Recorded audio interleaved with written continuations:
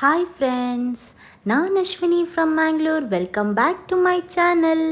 Friends, ನಾನಿವತ್ತು ಒಂದು ಬೆಳಿಗ್ಗೆಯ ತಿಂಡಿಗೆ ಅತಿ ಸುಲಭವಾದ ಹಾಗೆಯೇ ಆರೋಗ್ಯಕರವಾದ ಟೇಸ್ಟಿಯಾದ ಮಸಾಲ ಅಕ್ಕಿ ರೊಟ್ಟಿಯನ್ನು ಯಾವ ಥರ 10 ನಿಮಿಷದಲ್ಲಿ ರೆಡಿ ಮಾಡೋದು ಅಂತ ತೋರಿಸ್ಕೊಡ್ತಾ ಇದ್ದೇನೆ.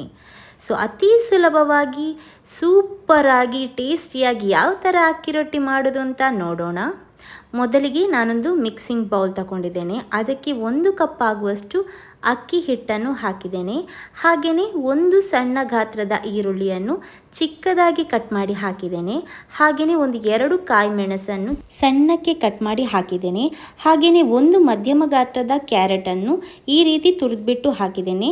ಅದಕ್ಕೇ ಸ್ವಲ್ಪ ಕೊತ್ತಂಬರಿ ಸೊಪ್ಪು ಮತ್ತು ಕರಿಬೇವಿನ ಸೊಪ್ಪನ್ನು ಈ ರೀತಿ ಕಟ್ ಮಾಡಿ ಹಾಕಿದ್ದೇನೆ. ನಂತರ ಇದನ್ನು ಹಾಗೆಯೇ ಮಿಕ್ಸ್ ಮಾಡಿಕೊಳ್ಬೇಕು. ಈಗಲೇ ನೀರು ಹಾಕೋದು ಬೇಡ, ಮೊದಲಿಗೆ ಸರಿಯಾಗಿ ಮಿಕ್ಸ್ ಮಾಡುವ. ನಂತರ ಇದಕ್ಕೆ ಒಂದು ಉಗುರು ಬೆಚ್ಚಗಿನ ನೀರು ಹಾಕಿಬಿಟ್ಟು ಮಿಕ್ಸ್ ಮಾಡಬೇಕು. ಉಗುರು ಬೆಚ್ಚಗಿನ ನೀರು ಹಾಕಿಬಿಟ್ಟು ಮಿಕ್ಸ್ ಮಾಡೋದ್ರಿಂದ ಅಕ್ಕಿ ರೊಟ್ಟಿ ತುಂಬಾ ಮೃದುವಾಗಿ ಸಾಫ್ಟಾಗಿ ಬರ್ತದೆ. ಸೊ ನಾನು ಆಲ್ರೆಡಿ ನೀರು ಕಾಯಲಿಕ್ಕೆ ಇಟ್ಟಿದ್ದೆ. ಆಗ ಅದಕ್ಕೆ ರುಚಿಗೆ ತಕ್ಕಷ್ಟು ಉಪ್ಪು ಮತ್ತು ಅರ್ಧ ಸ್ಪೂನ್ ಆಗುವಷ್ಟು ಜೀರಿಗೆ ಕೂಡ ಹಾಕಿಟ್ಟಿದ್ದೆ. ಸೊ ಈಗ ಬೆಚ್ಚಗಿನ ನೀರನ್ನು ಹಾಕಿಬಿಟ್ಟು ಚೆನ್ನಾಗಿ ಒಮ್ಮೆ ಕಲಸ್ತಾ ಇದ್ದೇನೆ. ಸೊ ಇದು ನೀರು ಒಮ್ಮೆಲೆ ಹಾಕಲಿಕ್ಕೆ ಹೋಗಬೇಡಿ, ನೋಡಿಬಿಟ್ಟು ಹಾಕ್ಕೊಳ್ಬೇಕು. ಯಾಕಂದರೆ ಈ ಮಿಶ್ರಣ ತುಂಬ ಗಟ್ಟಿ ಕೂಡ ಇರಬಾರ್ದು, ತುಂಬ ತೆಳು ಕೂಡ ಇರಬಾರ್ದು, ಸ್ವಲ್ಪ ಗಟ್ಟಿ ಇರಬೇಕು. ಯಾಕಂದರೆ ತರಕಾರಿಗಳಲ್ಲಂದರೆ ಈರುಳ್ಳಿ ಎಲ್ಲ ಹಾಕಿರ್ತೇವಲ್ಲ, ಅದನ್ನು ನೀರು ಬಿಟ್ಕೊಳ್ಳುವಾಗ ಇನ್ನೂ ಇದು ನೀರಾಗುವ ಚಾನ್ಸಸ್ ಇರ್ತದೆ. ಸೊ ಹಾಗಾಗಿ ಇಷ್ಟು ಗಟ್ಟಿ ಇಡಬೇಕು. ನಂತರ ನಾವೊಂದು 5 ನಿಮಿಷ ಹಾಗೆಯೇ ರೆಸ್ಟ್ ಮಾಡಲಿಕ್ಕೆ ಬಿಡಬೇಕು. ಅಂದರೆ ಅದನ್ನು ಹಾಗೆಯೇ ತಟ್ಟೆ ಮುಚ್ಚಿಬಿಟ್ಟು ಇಡಬೇಕು. ಸೊ 5 ನಿಮಿಷ ಆದ ನಂತರ ನಾನೊಂದು ಬಟರ್ ಪೇಪರ್ ತಗೊಂಡಿದ್ದೇನೆ.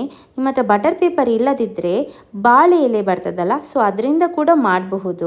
ನಿಮಗೆ ಯಾವುದರಲ್ಲಿ ಈಸಿ ಆಗ್ತದೆ, ಯಾವುದರಲ್ಲಿ ಕನ್ವೀನಿಯೆಂಟ್ ಆಗ್ತದೆ ಅದರಲ್ಲಿ ಮಾಡ್ಕೊಳ್ಬಹುದು. ನಂತರ ಒಂದು ಉಂಡೆ ಗಾತ್ರದಲ್ಲಿ ನಾವು ಅಕ್ಕಿ ರೊಟ್ಟಿ ಮಸಾಲ ಮಾಡಿರ್ತೇವಲ್ಲ, ಸೊ ಹಿಟ್ಟನ್ನು ಒಂದು ಸ್ವಲ್ಪ ಉಂಡೆ ಗಾತ್ರದಲ್ಲಿ ತಗೊಂಡು ಈ ರೀತಿ ತಟ್ಟಬೇಕು. ನೋಡಿ ಅಕ್ಕಿ ರೊಟ್ಟಿ ಎಷ್ಟು ಚೆನ್ನಾಗಿ ಎಷ್ಟು ತೆಳುವಾಗಿ ಬರ್ತದೆ ನೋಡಿ. ಕೈಗೆ ಸ್ವಲ್ಪ ತೇವ ಮಾಡಿ, ಅಂದರೆ ಸ್ವಲ್ಪ ಎಣ್ಣೆ ತಾಗಿಸಿ ಈ ರೀತಿ ತಟ್ಟಲಿಕ್ಕೆ ಈಸಿ ಆಗ್ತದೆ. ಎಣ್ಣೆ ತಾಗಿಸೋದ್ರಿಂದ ಜಾರ್ಕೊಂಡು ಬರ್ತದೆ ತಟ್ಟಲಿಕ್ಕೆ. ಹಾಗಾಗಿ ಇಷ್ಟು ಈಸಿಯಾಗಿ ತಟ್ಟಲಿಕ್ಕೆ ಆಗ್ತದೆ.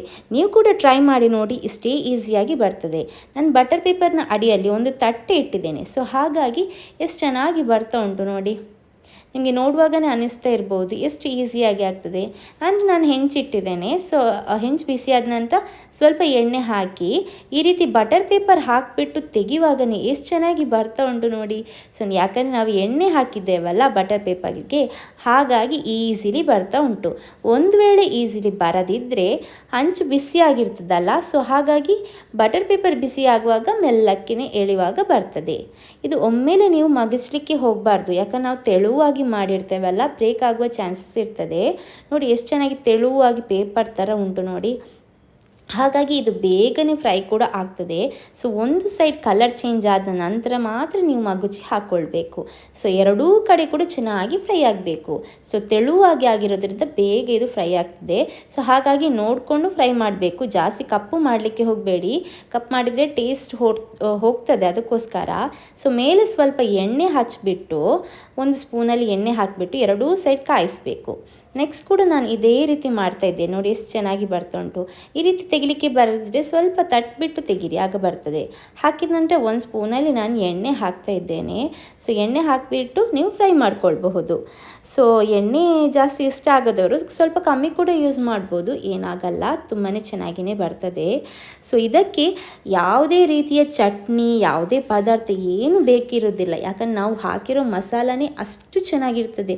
ಸೊ ಕರಕಾರವಾದ ಒಂದು ಮಸಾಲೆ, ಒಂದು ಟೇಸ್ಟಿಯಾಗಿರೋ ಅಕ್ಕಿ ರೊಟ್ಟಿ ಚೆನ್ನಾಗಿ ತಿನ್ನಬಹುದು.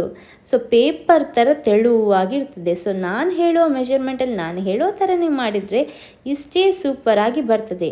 ಇದನ್ನು ಬೆಳಗಿನ ಬ್ರೇಕ್ಫಾಸ್ಟ್ಗೆ ಕೂಡ ಮಾಡ್ಬೋದು, ಈವ್ನಿಂಗ್ ಸ್ನ್ಯಾಕ್ಸಿಗೆ ಕೂಡ ಮಾಡ್ಬೋದು.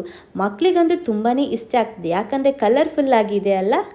ಸೊ ಬೆಳಿಗ್ಗೆ ಹೇಳುವಾಗ ಏನಾದರೂ ತಡ ಆಯಿತು ಅಂದರೆ ಈ ರೀತಿ ಬ್ರೇಕ್ಫಾಸ್ಟ್ ಮಾಡಿ, ಎಷ್ಟು ಈಸಿಯಾಗಿ ಆಗ್ತದೆ. ಒಂದು 10 ನಿಮಿಷದಲ್ಲಿ ಮಸಾಲ ಅಕ್ಕಿ ರೊಟ್ಟಿ ಸೂಪರಾಗಿ ರೆಡಿಯಾಗಿರ್ತದೆ. ಸೊ ತರಕಾರಿಗಳೆಲ್ಲ ಹಾಕಿಬಿಟ್ಟು ಮಾಡೋದ್ರಿಂದ ಹೆಲ್ತಿಗೂ ಕೂಡ ತುಂಬಾ ಒಳ್ಳೆಯದು. ಹಾಗಾಗಿ ಮಕ್ಕಳಿಗೆ ಕೂಡ ತಿನ್ನಲಿಕ್ಕೆ ಎಷ್ಟು ಬೇಕಾದರೂ ಕೊಡ್ಬೋದು. ಸೊ ಹೊರಗಿನ ಜಂಕ್ ಫುಡ್ ಎಲ್ಲ ಕೊಡುವ ಬದಲು ಈ ರೀತಿ ಮನೆಯಲ್ಲೇ ಆರೋಗ್ಯಕರವಾದ ತಿಂಡಿ ಮಾಡಿಕೊಟ್ರೆ ನಮಗೂ ಖುಷಿ, ಮಕ್ಕಳಿಗೂ ಕೂಡ ಖುಷಿ ಅಲ್ವಾ. ಸೊ ಕ್ಯಾರೆಟ್ ಎಲ್ಲ ಹಾಕಿರೋದ್ರಿಂದ ತುಂಬಾ ಹೆಲ್ದಿ ಅಂತಲೇ ಹೇಳ್ಬೋದು. ಸೊ ಹಾಗೆಯೇ ಮಕ್ಕಳಿಗೆ ಯಾವುದೆಲ್ಲ ತರಕಾರಿ ಇಷ್ಟ ಆಗ್ತದೆ, ಯಾವುದೆಲ್ಲ ತರಕಾರಿ ಅವ್ರು ತಿನ್ನಲ್ಲ ನೋಡಿ, ಅದನ್ನು ಈ ರೀತಿ ಮಾಡಿಕೊಡಿ. ಮಕ್ಕಳಿಗೂ ಕೂಡ ಗೊತ್ತಾಗಲ್ಲ ಯಾವ ತರಕಾರಿ ಹಾಕಿದ್ದೇವೆ ಅಂತ. ನೋಡಿ ನಾನು ಇನ್ನೊಮ್ಮೆ ತೋರಿಸ್ತಿದ್ದೇನೆ ಯಾವ ಥರ ಅಕ್ಕಿ ರೊಟ್ಟಿ ತಟ್ತೇನೆ ಅಂತ. ಸೊ ಕೈಗೆ ಎಣ್ಣೆ ಹಾಕಿರೋದ್ರಿಂದ ಚೆನ್ನಾಗಿ ಜಾರ್ತದೆ ನೋಡಿ, ಜಾರ್ಕೊಂಡು ಮಾಡ್ಬೋದು. ಸೊ ನಿಮ್ಮ ಹತ್ರ ಬಟರ್ ಪೇಪರ್ ಇಲ್ಲದಿದ್ದರೆ ಪರವಾಗಿಲ್ಲ, ಬಾಳೆ ಎಲೆಯಲ್ಲಿ ಕೂಡ ಇದೇ ರೀತಿ ನೈಸಾಗಿ ಮಾಡ್ಬೋದು. ಸೊ ಶೇಪ್ ಸರಿಯಾಗಿ ಬರೋದಿದ್ರೆ ಸೈಡಲ್ಲಿ ಅಲ್ಲಲ್ಲೇ ನಾನು ಯಾವ ಥರ ಅಡ್ಜಸ್ಟ್ ಮಾಡ್ತಿದ್ದೇನೆ ನೋಡಿ, ಆ ರೀತಿ ಅಡ್ಜಸ್ಟ್ ಮಾಡ್ಬೋದು. ಮೊದಲಿಗೆ 1-2 ಸಲ ನಿಮಗೆ ಸರಿಯಾಗಿ ಮಾಡಲಿಕ್ಕೆ ಬರದಿದ್ದರೂ ಕೂಡ ನಂತರ ಇದೇ ರೀತಿ ಮಾಡುವಾಗ ಕರೆಕ್ಟಾಗಿ ಬರ್ತದೆ. ನಾನು ನೋಡಿ ಎಷ್ಟು ಚೆನ್ನಾಗಿ ಮಾಡ್ತಾಯಿದ್ದೇನೆ ಅಂತ.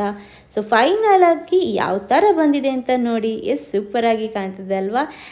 ಸೂಪರ್ ಮಾತ್ರ ಅಲ್ಲ, ಟೇಸ್ಟ್ ಕೂಡ ಅಷ್ಟೇ ಸೂಪರಾಗಿ ಬಂದಿದೆ. ಹಾಗಾದರೆ ಇವತ್ತಿನ ವಿಡಿಯೋ ನಿಮಗೆಲ್ಲರಿಗೂ ಸಹ ಇಷ್ಟ ಆಗಿದೆ ಅಂತ ಅಂದ್ಕೊಳ್ತೇನೆ. ಇಷ್ಟ ಆದರೆ ಲೈಕ್ ಮಾಡಲಿಕ್ಕೆ ಮಾತ್ರ ಮರಿಬೇಡಿ. ಹಾಗೆಯೇ ಯಾರೆಲ್ಲ ಫಸ್ಟ್ ಟೈಮ್ ನನ್ನ ಚಾನಲನ್ನು ನೋಡ್ತಾ ಇದ್ದೀರಿ ಅವರೆಲ್ಲ ಸಬ್ಸ್ಕ್ರೈಬ್ ಆಗಿ ಹಾಗೆಯೇ ಸಪೋರ್ಟ್ ಮಾಡ್ತಾಯಿರಿ. ವಿಡಿಯೋ ನೋಡಿದ್ದಕ್ಕೆ ಥ್ಯಾಂಕ್ ಯು ಸೋ ಮಚ್.